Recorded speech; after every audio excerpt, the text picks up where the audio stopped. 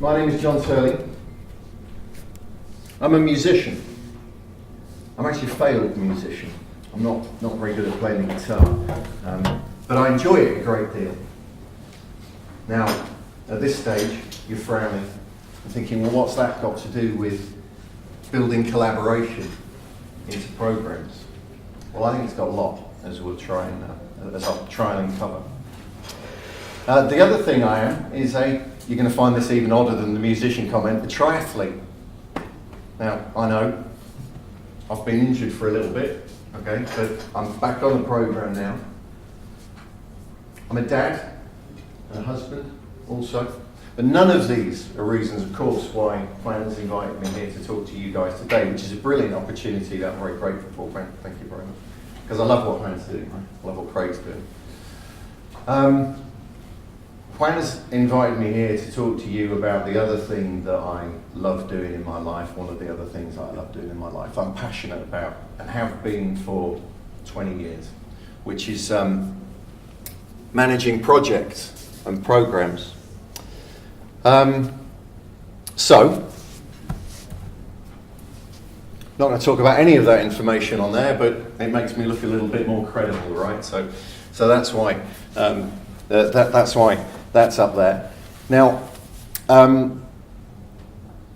I love managing projects. I spend my time thinking about it. I dream about it. I've had similar visions to Craig over the years, right? I too have sat similar times and thought, if only we did things differently, everything could work so much better. And really, I work towards trying to get that done. And I'm here today really to show you how I do that. How I do that in some very large programs, some very small ones, large numbers of very small ones, and so on. So really, it's a stories from the trenches. But hopefully, I think you'll see different stories, okay? A different way of approaching large-scale projects, generally large-scale projects. But before we get into that, I want to introduce you to a couple of friends of mine, okay? This guy at the top is Paul McClure. Paul is unbelievable. Paul's a musician, right? He's not in the big time, but he's on his way, I think. He's a singer and songwriter, and he makes his living from doing it, has been for a long time. Paul is an artist. So Paul, when I talk to Paul will talk of the muse. He will talk of being a conduit for the songs that he writes. Okay? Now, Paul has actually taught me a huge amount about what I do for a living. Okay? He's taught me about creativity, the importance of creativity in what I do, in finding an outlet for that creativity. And that creativity and the role that it plays in the programs is something I've thought about a lot. Now, the title of the piece is Building Collaboration. Right? Craig talked about collaboration before. I think there were some questions about collaboration. Collaboration is, for me, a fundamentally creative activity between people, right? So the creativity is important. Now this guy here, another friend of mine who plays a very big role in my life, a guy called Thorsten Abel. Thorsten is a German guy, now lives in America. He has an unbelievable story. He comes from quite a poor background in Germany. As a kid, he played street football. He went all the way from playing street football to trials with Bayern Munich when he was about 16. And he watched other people that he thought were lesser players get selected and go on, and he didn't. He didn't make it. He never picked up a football again. His mother bought him a bike. And a year and a half later, he's competing for Germany, okay, in triathlons. Now, Thorsten is an unusual character. He is focused and he is determined, right? I think that stems from the fact that his dad was quite old when he had Thorsten, when Thorsten was born. Made it back from the Russian front with one leg during the war. Now that's what I call determination, right? That's incredible. I think that's what drives Thorsten. He has done everything from competing for Germany as a young man to the very upper echelons of world Ironman, okay? And now he's a coach. The bullet point that I missed on the bottom there is he's my coach, right? Which I think is unbelievable. And I've learned a lot from Thorsten about how to create a framework in which I understand what I'm doing, about how to focus, about how to be disciplined. And I've thought about that in my work and the role that I do in the programs that I managed. And what I'm going to try and show you is that project management and program management needn't be the way they are generally. There is an alternative, and there are visionaries like the two gentlemen in the room now who are taking that approach, who are demonstrating that it's real. But it can be done differently, and there are great opportunities in that. So the opportunity that we face is one of the things that gets me excited, that keeps me going, right? Largely, the world I work in, and I work for a management consultancy called Infosys Lodestone, actually, who are owned by Infosys. I arrive on programs when they're in trouble, generally. There are problems. I've noticed a few characteristics about them, which I think are interesting. I've noticed that failure has become acceptable in many, many organisations. Okay? I've noticed that there is more risk in doing things differently with the potential of succeeding than there is doing the way they've always been done, even though we know that it's likely to fail. And the impact of this is really significant, okay? Craig has shown us how it impacts margins, right? We can all see that. It impacts revenues. It impacts the customer experience. And in the case of the financial services industry that I work in now, it costs the taxpayer a huge amount of money. Okay, this is very, very real stuff. So I've known Juan for about 6 years, I think. Is that about right? Yeah. Juan and I were introduced through a mutual friend, and I've met more people like Juan who've got a vision. I met Craig for the first time today. I've been aware of what Epicor are doing for a while. And I've met a few other people. And I've met a few organisations who are beginning to do things differently. And in doing things differently, they've been a lot more successful, right? The Epicor case study, I think, is brilliant. But it's not the only case study around where that's happening.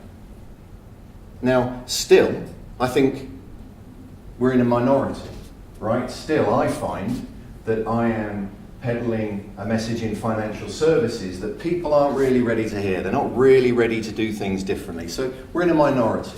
But we're going to get to a point where the minority has created enough critical mass so that things tip over, so that the risk, the profile of risk becomes different, and that the risk will actually become not changing.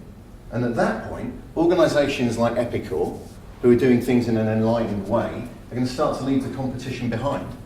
Okay? But here's a warning. The revolution will not be televised, right? Does anybody recognise that? That was a smile. That's good. There we go. Thank you. Okay? We're not going to know. All we're going to see is that the landscape changes. And we won't know why. And it will be driven by servitization. Thank you. You're welcome. Thank you very much. Did all right with that one? I hadn't come across that word earlier on. It'll be driven by servitization, but we won't see it as that. We'll just see it as our competitors taking steps forward that we're not. Okay. Now, I don't think we're there yet, to be honest, but I work in financial services, right? It's a pretty staid, traditional way of doing things, and we've got some genuine issues in financial services that mean perhaps the adoption rates of new ways of doing things are a little bit different. So I'm excited about that. Okay, but we've got to do things differently. So, what do I do? Well, I actually work for a management consultancy called Infosys Lodestone. Lodestone is an organisation of about 3,000 people across North America and Europe. It was acquired by Infosys in 2012. I work for the financial services practice. I've worked in financial services, hardcore financial services, for about 6 years, on the fringe before that. And before that, I've worked with the government, normally for service providers, but I've worked with the government, Cabinet Office specifically. I've worked with the International Petroleum Exchange. I've worked with UEFA, which was a great gig. We got lots of tickets. Those days are gone, you would see. So I've got quite a wide experience from that point of view. And I've worked with some big projects, and I've worked with lots and lots of little projects. And I see a lot of things in common, okay? So my point is that one of the rebuttals I get to what I have to say to people is often, oh, well, that might work over there, it might be all right over there, but it won't work over here, right? That isn't true. I've tried this stuff everywhere and it works well, okay? And essentially what I do is establish programs, okay, and set them up for success.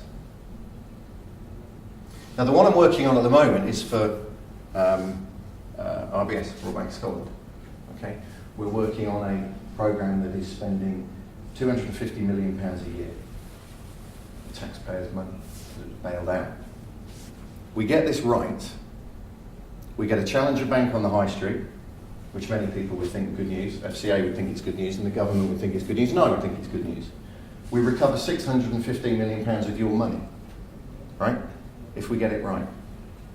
But it's a fascinating case study in how we move from the dark ages, is a phrase I use quite a lot. I'm going to have to pinch Craig's great slide about the streets of the dark ages, to a more enlightened, utopian place where programs work.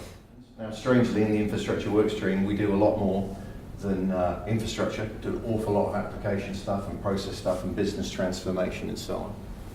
And the guy running the infrastructure workstream is a guy called Liam Keeley. Liam has a £13 million a month budget, okay? But in the role that I was doing for the previous boss of the program, looked in jeopardy, okay? So I wondered what I was going to do, really. And I approached Liam. I said, Liam, look, you've got a problem, and I can help you solve the problem, if you like. He said, well, we'll talk about it. So the problem you've got, Liam, is that the working practices around a lot of the stuff that is already in flight in your infrastructure workstream are completely opaque. We have got hundreds of guys running around doing stuff, right? I've spent some time looking at the stuff they're doing. I still don't actually know what they're going to deliver, and I don't know when they're going to deliver it. Okay, now that's an easy message to sell, right? So Liam's nodding his head at this point, okay? I said, Liam, I can bring you transparency around the work that's already in flight.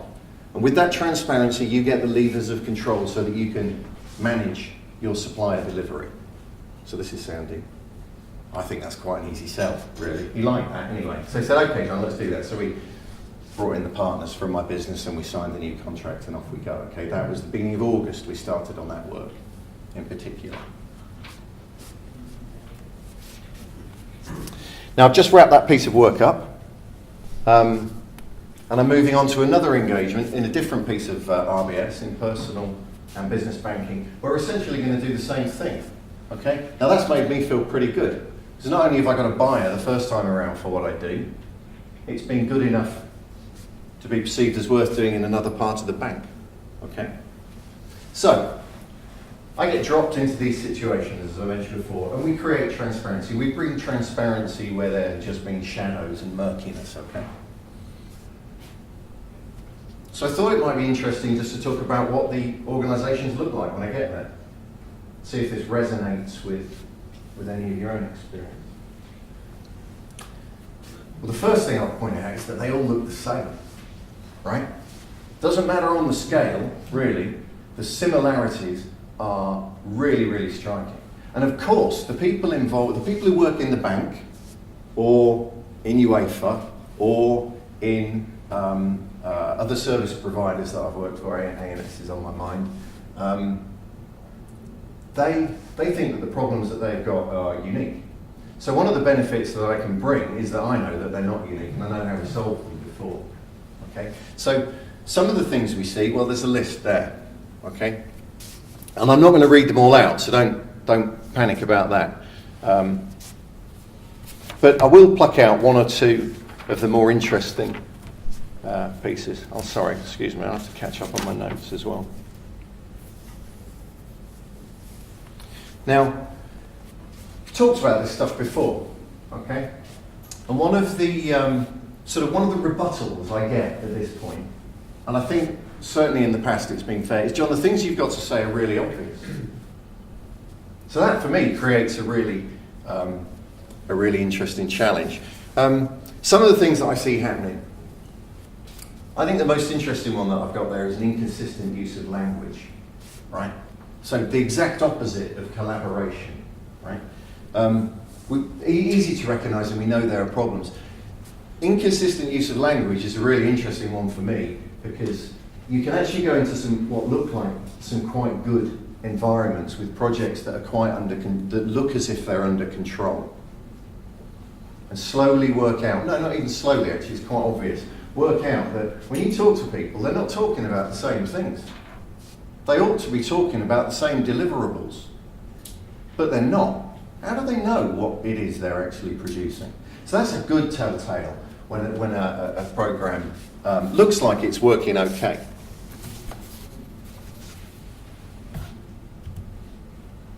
So the challenge is not really what does an environment look like when it isn't working very well. All right, we know that. Neither is it what does it look like when it's working properly.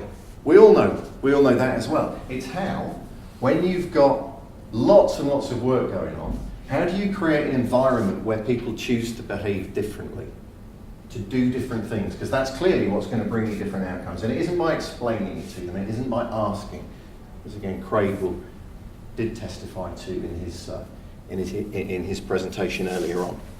So there are lots of things that I do, but there are three key ones that I want to focus on. Okay. Now I think at the top of this slide I've just put a definition of this is a definition of a project or a program that sits in my mind fairly permanently. You'll be familiar with it, right? So I'm not teaching you stuff I think you don't know here. Project is an organisation of people brought together to create a defined set of outcomes. Okay? People is the key thing in there, right? Projects are about people. The tools will make a big difference how the people behave, as will the processes, but it's about people doing the right things. So the first thing I'm going to focus on is building a team, okay? Now, because of the environments I go into, really the first thing that we need to start doing when we've got the team in place is start the planning. Invariably, planning hasn't happened successfully. So the replanning can happen at any time in the program is my point. But because there isn't a plan, when we land, it's actually a very uncomfortable place to be. Okay? You've probably got an unhappy customer. You've probably got a customer that can't really articulate what it is that they want, but they want it yesterday. You've got a demoralised program team, maybe. And we're asking people, I'm asking myself and the people that come with me, to stand in front of the client on some important programs and say, yeah, we'll fix your problem. We don't even know what the problem is yet. Okay? Now that can make a lot of people very nervous. A lot of people don't react very well to that situation at all. So the first thing in finding people to come and work with me, I want to know about is, are they the right kind of people? Have they got the right temperament? Will they respond okay to that environment? Because some people don't, and if they don't, you've got a big problem. Once we've got the right people in place, we're going to start some planning. All right? I'm not going to talk to you about how we plan. I'm not going to talk to you about the benefits of deliverables-based planning versus activity. I'm going to talk to you about planning as a process. I'm interested in planning as a process. I'm interested in putting a team together and taking them through an exercise that forces them to collaborate. Taking them through a planning process is your best opportunity to start to get people to work as a team. And in fact, if you don't get this done, then it's very difficult to use a product like Hydra PSA to standardize it, right? So this is kind of pre the Hydra PSA setup, if you like. So we've got to understand the planning. But there's a common mistake made here that I need to keep my eye on. If I sit down and tell the customer I'm going to fix the problem and then spend, I don't know, almost any time over a couple of days planning, I don't see the planning as proper work, right? That's not what they're paying for. So we've got to execute what I call early activities, okay? Now the early activities, I'm not going to talk about very much, but they're really, really, really important. Early activities to me and to the teams of people that work for me are the activities that you can get on with without a lot of planning at quite low risk, okay? So an example on an infrastructure project, we've got an infrastructure project on the go at the moment, is we know that we need some servers. We actually know what those servers are because the customer can't sign the contracts with IBM to deliver them without knowing what they are, right? So we know the spec and that kind of stuff. We know that they've got to be racked. We might as well get on with it. So there's some activities like that that we need to kick off, and that's critical, and the customer needs to know about those. So they're really the three things in the body of what I'm going to talk to you: people, planning, and the early activities. Okay? So the critical element really for me is how do we put the team together? And this is really hard, I think. It's really hard to get right. The first thing that I'm looking for is a personality type. Okay? I've got some project managers in my team who, actually much the same as Craig said. The guys I'm working with have got 10 or 15 years experience, right? At least. They know what they're doing. They've done some really big stuff before. They're probably very proud that they drag stuff over the line in a superhero kind of manner because they're domain experts, right?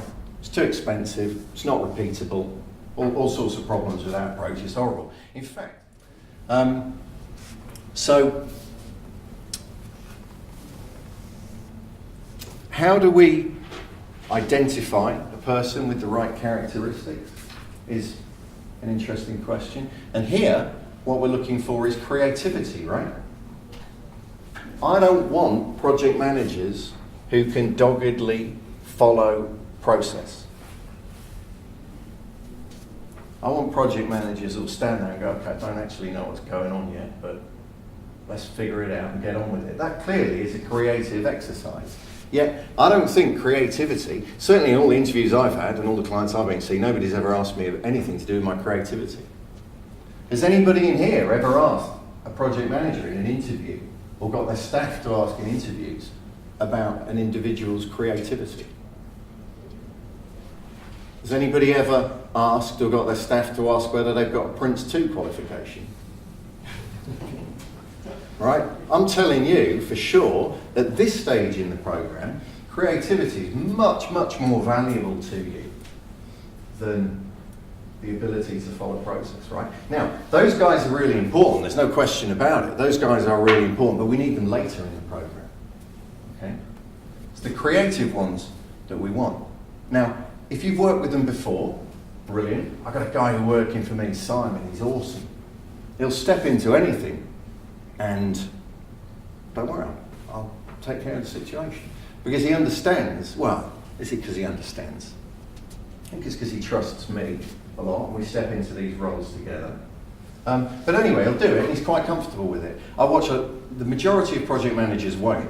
They'll step into that environment and then what you'll start to hear is excuses. Somebody mentioned this earlier on. We can't plan because we don't know X. Well, here's an idea. What do we know? Let's get on with that. Okay? So you start to hear these excuses coming out. You start to hear this, I call it a Gordian knot of complexity. You'll walk into meetings with this Gordian knot of complexity. And I mean, I'm a reasonably intelligent guy, right? And I'll sit there just, bloody hell, what on earth are they talking about? And how on earth am I going to manage that environment? Right, if I can't even understand what they're talking about. But anyway, we kind of get on with it. So you need the right character type. If you've worked with them, brilliant. It's the best way to know. But we haven't always. So how do we identify these people? Well, it can be done in an interview. Okay, you can get a good idea in an interview.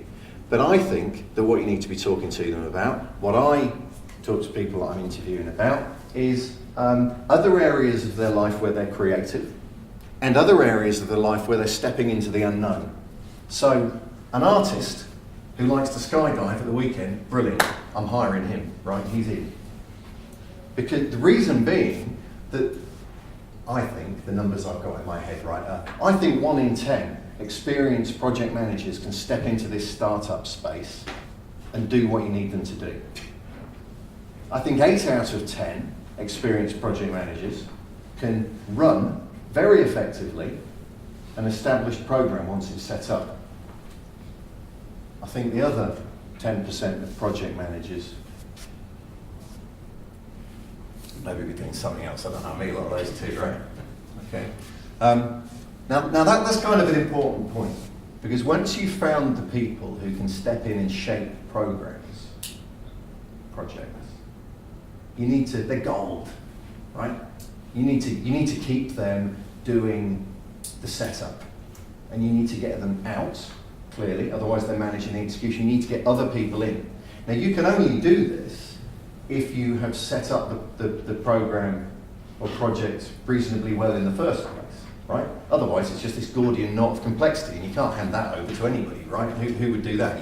You wouldn't. And then you've buried the really valuable people managing the execution. Now, it could be a big project, it could be very, very valuable, and that's great, right? But you're not setting up another one, so there's an opportunity cost with that. But also, the guy who can set them up probably isn't really good at managing them. I'd wager that he's going to get bored for a kickoff, okay? But it's a very different skill set. So the skill set is really important as well, clearly. We're not just after character type. I wouldn't really hire a painter who liked to skydive to manage projects, okay? Not really. The skill set to set up is incredibly diverse, okay, at this point. Not only do you need them to be creative, you need them to be able to empathise, right? Now, to empathise, you've got to listen. There are a lot of project managers who aren't very good at listening, right? Because the customer doesn't know what they want. You've got to figure it out, right? So you get the input through listening, you're creative, you figure it out, right? That's important. You've got to have some vision, because you've got to be able to shape in your own mind what the customer wants and how on earth you're going to deliver it. What does your project and your program look like? Okay? You need to be able to communicate that vision to other people. Project manager is a leader, right? We're going to establish a team behind them who are going to have to do stuff. So they've got to be able to communicate that. They've got to be able to write it down critically, but they've also got to be able to inspire their team. Now, I don't think they're terribly common skills, but more common, right? The problem is that your project manager doesn't just need those skill sets. They also need to be rock hard, probably, right? They need to work horrible hours and take abuse off clients in financial services, I'm afraid. That's necessary. But they need to be able to deal with issues, or, to give it another name, early activities, okay? Now that's a completely different mindset to thinking about the risks you face and how you're going to shape your program. That's creativity and vision, and it's the future, and it's very important. Those early activities, they're about now. So you really want a different character type in there doing that. But you've got to have those skills as well. Okay? Final thing I'm going to mention is an interesting one. This is a rarity. You've got to have experienced project managers. Well, maybe not experienced, because it depends what kind of projects you do. You've got to have project managers who are often experienced, who are prepared to change the way they're doing things. Now, once you've got the people in place, to be honest, you're halfway there, right? You can then empower these people, create a framework for them to work in. They're going to do everything for you. Genius. But they're going to be quite close to the projects. Okay, they're going to be in the detail. So you need to keep quite close to them. I need to stay quite close to the guys, because I'm better placed to spot risk than they are, especially long-term risk. Okay. Also, if I can stay close to them and make sure that I understand what they're doing without being in the detail myself, then I'm confident that we've got a project that's put together well and that we can hand over to an execution PM later on. So that two-man team structure for projects is really important to me. Okay. So we've got the team in place. What we need to do is plan. Okay. Now this is a dirty word, right? Planning is a dirty word. God, this is a turn-off for senior executives, right? So somehow we've got to creep this activity in under the radar and make sure it gives them what they want, probably without calling it planning. But notice that I've put building a team planning, right? Not the plan. Frankly, I don't really care about the output of the planning activity. I certainly don't care about Gantt charts. Not that bothered about tables of milestones. What I'm interested in is leading the team through a collaborative process. So this is where your collaboration starts. We found people who have a collaborative nature. Now we're going to force them to get in a room like this, maybe, and we're going to take them through an exercise that forces them to collaborate. You get this right, amazing things start to happen.